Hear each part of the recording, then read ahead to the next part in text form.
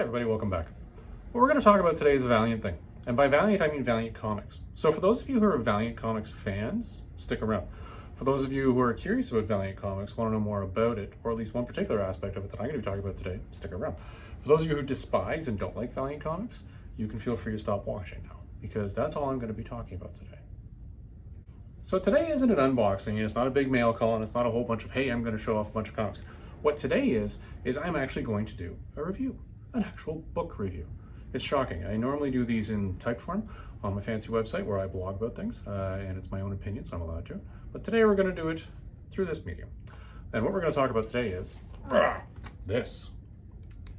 Those of you who don't know, this is the Bloodshot Omnibus. What this is a collection of the original Bloodshot comic books from the Valiant days back in, I guess that would be 93, 94, I think there's actually a bunch of 95 in there. Could be wrong on that one.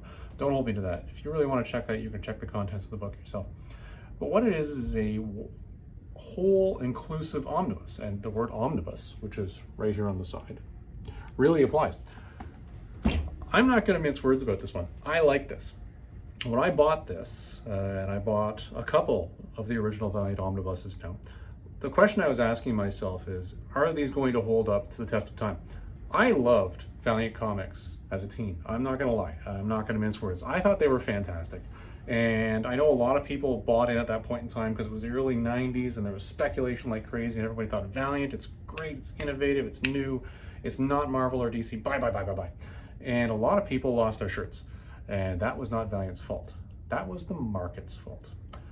So a lot of people have this bitter taste in their mouth about Valiant and early Image books because of that economic, I'm going to call it a correction.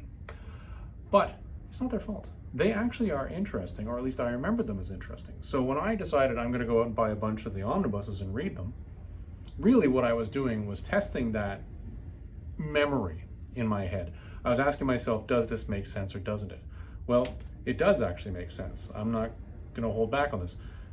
I remembered these as being fantastic. And I sat down and read these over the last week and a bit. Just the whole thing front to back, and all the contents and the fancy add-ons that they give you in there. And I'll tell you, if you're looking for just a normal, everyday read of a comic book that's a continuous story, that's not overly dark, that doesn't get depressive for the sake of being depressive, and it's just an action-packed piece of comedy, and actually a bit of a buddy movie, then this is what you want to read. And I'll show you why. Hold on, I'm going to turn the camera around on this. All right, so you're looking down at the book right now. This is the dust jacket, which is cool. I always take these off when I read them because when I'm reading, I don't feel like having this little flimsy piece of paper on the front getting hurt. And let's get to the point where I was mentioning why this is a bit of a buddy story. And it works. This is the table of contents. You're not going to be able to read these. Well, if you did, you'd have to pause it, really take a look at it. But the story starts, and with the inclusion of Rye number 0. I believe anybody who wants to read Bloodshot, you want to read this particular book, and it's kind of a cheat, and I'll tell you why. In this, you find out, well, at least what history records in the year 4000, what happens with Bloodshot, which is kind of anticlimactic. I'm just going to say it right there. I'm not spoiling anything.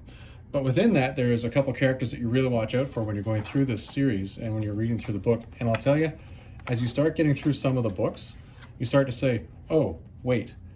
That's the guy. And then it makes you really nervous when you're reading those stories. So I understand why it's at the front. That's how it was released back in the day. I agree, yes, include it now, that's fine. But it really is a case where you're like, every time you see that one guy in the book now, if you don't remember every single issue, you're like, oh crap. No, I'll leave you with that. But this is the reason why it's sort of a buddy show and a buddy story as you're going through this. This, for any of you who don't know, is, guess what? Appropriately named the Eternal Warrior. Because guess what? He's a warrior who apparently lives eternally.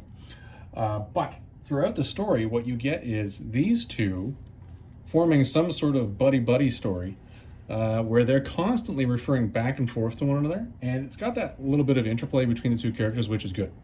I would argue that this is probably one of the lighter points within this, because you've got the inclusion of this guy, and then you've also got the inclusion later in the stories down here, once we get to actually his own stories. Yeah, there's the giant splash scene.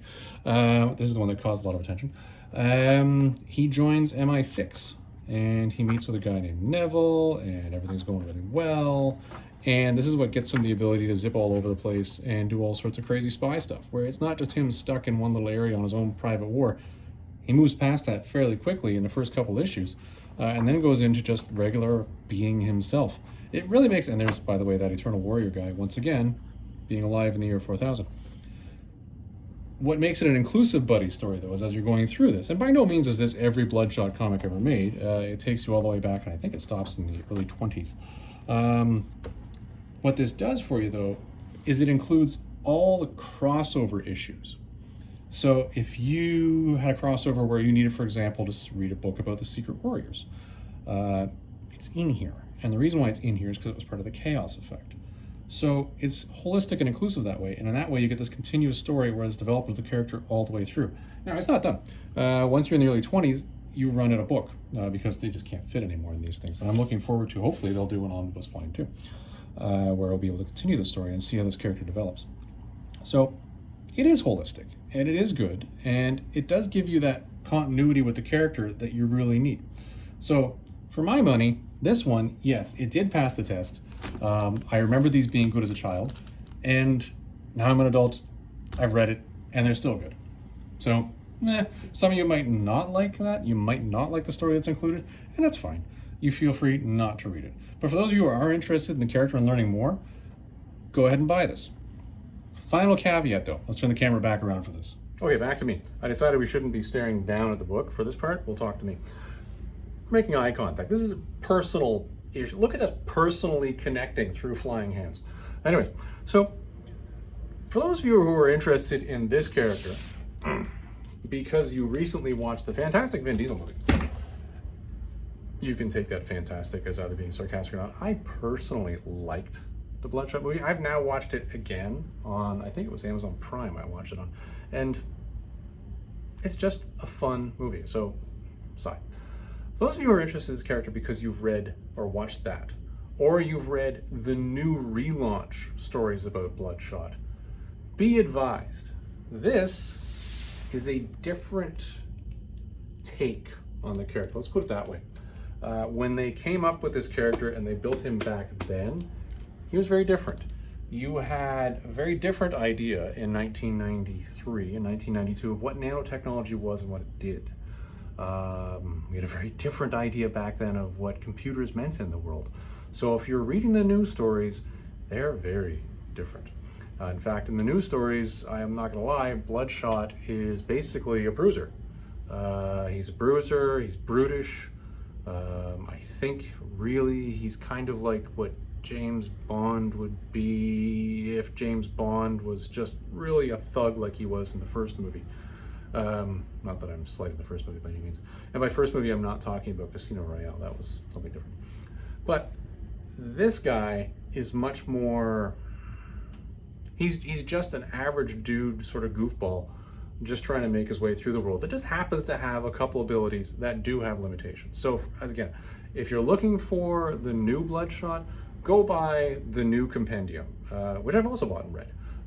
Very good for that take on the character. If you're looking for the old one, this is the way to go. So Cole's Notes, buy this, like it. For those of you who are Valiant fans, I'll start posting some more Valiant stuff on here because I've got more Valiant omnibuses that I'm going to be reading, and we'll go from there. Also, this is a little sneak preview here for those of you who have stuck it out this far in the video, and if you have, thank you. I did a thing about a week ago, and it wasn't a little thing, it was a big thing. It was one of those moments where, and for those of you who have read anything about Wimbledon Green, you'll know at auction that when he wins, people yell, "Hooray for Wimbledon Green!" I yelled "Hooray for Wimbledon Green" for myself numerous times last weekend. And when you see what comes in the mail and do the unboxing on that one, you will realize that I take Valiant very seriously. So there's my little nuance and my wave and foreshadowing to what will be coming. Anyways, everybody, I hope you enjoyed this one. For those of you who did stick around, if you did stick around and like Valiant stuff, then subscribe to my YouTube channel. This is going on my Instagram, my YouTube channel. If you want to get notifications when I'm putting it up, well, that's the way to do it. Everybody, hope you have a good one, and we'll see you in the next one.